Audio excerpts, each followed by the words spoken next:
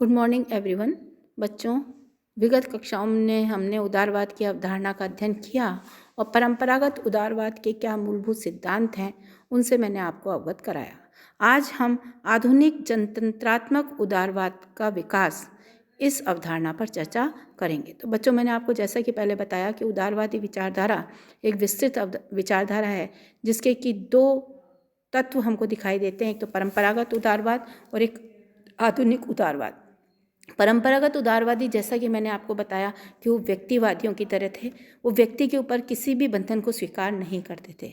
लेकिन जैसे जैसे राजनीतिक जटिलताएं बढ़ती चली गईं और मानवीय व्यवहार अध्ययन का केंद्र बनता चला गया, तो कई जटिलताएं समक्ष आईं और यह माना गया कि मानव को भी कुछ मात्रा में राज्य को नियंत्रित करने की आवश्यकता है। यानी जब एक व्यक्ति दूसरे व्यक्ति की स्वतंत्रता का हनन करेगा या उसके विकास में बाधक होगा तो राज्य उस पर रोक लगा सकता है। तो कहीं ना कहीं एक नकारात्मक स्वतंत्रता की अवधारणा के साथ साथ एक सकारात्मक स्वतंत्रता की अवधारणा भी सामने आई, जिसमें कि ग्रीन ने सर्वप्रथम प्रतिपादित किया। थॉमस हिल ग्रीन ये प्रमुख पाश्चात्य विचारक रहे और उन्होंने कहा कि ये राज्य का दायित्व है कि वो व्यक्ति को ऐसी परिस्थितियों का उपलब्धिकरण कराए जिसमें व्यक्ति अपना सामाजिक, आर्थिक, राजनीतिक स्वतंत्रता का उपभोग कर सके और व्यक्ति राज्य के जो कानून हैं उनसे बाध्य होगा। कानून शासक पे भी लागू होंगे, शासित पे भी लागू होंगे। तो इस तरीके का एक कॉन्सेप्ट जो है वो लेकर आधुनिक उदारवाद आगे बढ़ा। पहला पॉइंट हम ये देखते हैं कि 19वीं सदी के मध्य तक उदारवाद परंपरागत रूप में प्रचलित था, लेकिन 19वीं सदी के बाद उदारवाद के स्वरूप में परिवर्तन हो गया और एक नवीन आधुनिक जनतंत्रात्मक उदारवाद का विकास हुआ। दूसरा पॉइंट है 1860 तक अधिकांश उदारवादी आर्थिक क्षेत्र में अहस्तक्षेप की नीति का पक्षपालन करते थे। उनका ये कहना था व्यक्तिवादियों की तरह कि आर्थिक क्षेत्र में व्यक्ति को अकेला छोड़ दो, उसको अधिकार है कि वो जितना आर्थिक क्षेत्र में अपना पूंजी का अर्जन करना चाहे वो कर सकता है। तो लेसेस फेयर की नीति ये बहुत प्रसिद्ध थी बच्चों। उसका है कि अहस्तक्षेप आर्थिक क्षेत्र में। लेकिन इससे क्या हुआ कि आर्थिक क्षेत्र में जो विषमता थी वो बढ़ती चली गई। धनी व्यक्ति धनवान होते चले गए, निर्धन और निर्धन होते चले गए। तो फिर ये आवश्यक हुआ कि राज्य जो है एक नियंत्रित हस्तक्षेप आर्थिक क्षेत्र में करेगा। तो आर्थिक क्षेत्र में राज्य द्वारा हस्तक्षेप किया जाए। आधुनिक जनतात्मक जो उदारवाद है उसका यही मानना है कि राज्य का आर्थिक क्षेत्र में सीमित हस्तक्षेप होना चाहिए। उसको ये लगे कि यदि एक व्यक्ति दूसरे व्यक्ति को किसी तरीके से नुकसान पहुंचा रहा है तो वो उसकी स्वतंत्रता को बंधित कर सकता है। तो ये दूसरी बात हुई।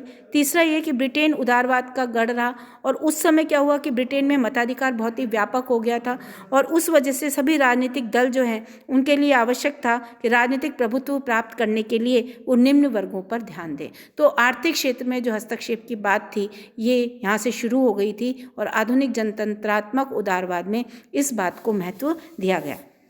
नवीन उदारवादियों द्वारा यह कहा गया कि निर्धन और साधनहीन जो अशक्त व्यक्ति हैं उनके हितों की रक्षा नहीं हो रही, इसलिए सरकार का दायित्व है कि वो इन व्यक्तियों की रक्षा करे, क्योंकि धनवान वर्ग हमेशा निर्धन वर्ग का, श्रमिक वर्ग का शोषण करता है। अतः जनता के हित के लिए सभी संभव कार्य सरकारी क्षेत्र में आ जाने चाहिए।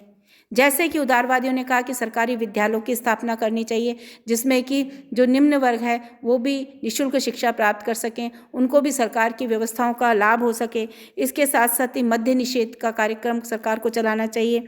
बच्चों तथा स्त्रियों के लिए अधिकाधिक श्रम का नियमन करना चाहिए, क्योंकि बच्चों से बेगार ली जाती थी, स्त्रियों से बहुत श्रम कराया जाता था, तो उस पर नियंत्रण स्थापित हो। साथ ही साथ श्रमिकों के लिए क्षतिपूर्ति की व्यवस्था हो कि भाई कुछ उनके साथ हो रहा है, उनकी कोई हानि हो गई है तो उसकी पूर्ति करने की व्यवस्था कौन करेगी? सरकार करेगी।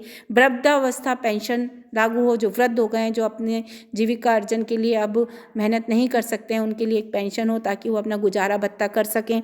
व्यापार, बेकारी, बीमारी पेंशन योजना को अपनाया जाना चाहिए। तो इस सरकार के लिए उन्होंने कुछ प्रावधान बताए कि ये जो नीतियां हैं, ये जो पॉलिसीज़ हैं, ये सरकार को बनानी होंगी। नेक्स्ट है 19वीं सदी के मध्यकाल तक उदारवाद का कार्यक्षेत्र बहुत ही संकुचित था, लेकिन जैसे ही आधुनिक जनतंत्रात्मक उदारवाद की अवधारणा आई इसका कार्यक्षेत्र बहुत ही विस्तृत हो गया। नेक्स्ट है उदारवादी विचारधारा का नवीन जो स्वरूप है, जैसा कि बच्चों मैंने आपको बताया थॉमस हिल ग्रीन के विचारों में हमको दिखाई देता है। तो आधुनिक जनतंत्रात्मक प्रणाली का जो प्रणेता है या जो प्रारंभ है वो थॉमस हिल ग्रीन से ही माना जाता है। तो हम थॉमस हिल ग्रीन के विषय में भी कई बार आपसे पूछ लेते हैं कि कोई 4 बिंदु बताइए जिसके आधार पर हम ग्रीन को आधुनिक जनतंत्रात्मक उदारवादी कह सकते हैं। तो पहला है, ग्रीन को आधुनिक जनतंत्रात्मक विचारधारा का प्रतिनिधि कहा जाता है। ग्रीन ने परंपरागत आदर्शवाद और हीगल की आदर्शवादी अवधारणा दोनों को ही इसने अस्वीकार किया और प्रजातांत्रिक उदारवाद का इसने पक्षपोषण किया, उसका इसने प्रतिपादन किया। दूसरा, ग्रीन राज्य को साधन और व्यक्ति को साध्य मानता है। ग्रीन का मानना है कि संस्थाओं का अस्तित्व व्यक्ति के लिए है, न कि व्यक्ति राज्य के लिए है। तो उसका एक स्पष्ट है कि व्यक्ति तो मूल है, संस्थाएं व्यक्ति के लिए हैं, लेकिन आवश्यकता यह है कि संस्थाओं को यदि आवश्यक हो तो जनता पर प्रतिबंध लगा सकती है। जब कहीं किसी का अन्याय हो रहा हो या कोई एक व्यक्ति दूसरे व्यक्ति की स्वतंत्रता का हनन कर रहा हो, तब राज्य इस तरीके की पॉलिसी बना सकता है। ग्रीन स्वतंत्रता का पक्षधर है। ग्रीन का विचार है कि व्यक्ति अंतःकरण की मांग पर राज्य की सत्ता का विरोध कर सकता है। अगर उसका मन नहीं कहता है तो वो व्यक्ति जो है वो राज्य की सत्ता का विरोध कर सकता है और उसको मना कर सकता है। तो इस तरीके से ग्रीन ने ये बात कही।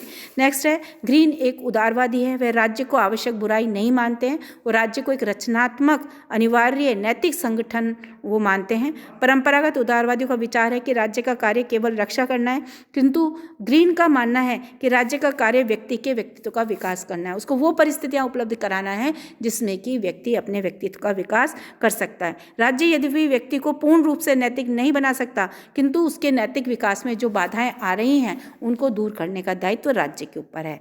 नेक्स्ट है, राज्य द्वारा ऐसे कानूनों का निर्माण किया जाए जो श्रमिकों को अधिकाधिक हितों की रक्षा कर सकें, क्योंकि श्रमिक उस समय बड़ा ही आर्थिक असंतोष था, असमानता थी, तो श्रमिकों के हितों की बात ग्रीन ने करी है। नेक्स्ट है, राज्य जनता को शिक्षा एवं स्वास्थ्य संबंधी सुविधाएं उपलब्ध कराएगा और उस क्षेत्र में ज़्यादा से ज़्यादा जनता के लिए कानून बनाएगा, उनको सुविधाएं देगा। नेक्स्ट है, राज्य का उद्देश्य है सद्जीवन मार्ग में आने वाली बाधाओं को दूर करना। तो ग्रीन ने एक कल्याणकारी राज्य की नींव डाली है। तो बच्चों, कई बार आपसे पूछ लिया जाता है कि ग्रीन आधुनिक जनतंत्रात्मक उदारवाद का प्रतिनिधित्व था। इस कथन की समीक्षा में आप 4 बिंदु बताइए या इस कथन की समीक्षा कीजिए, तो आप अपना उत्तर इस तरीके से लिख सकते हैं। अब नेक्स्ट क्लास में हम आधुनिक उदारवाद की आलोचनाओं का अध्ययन करेंगे।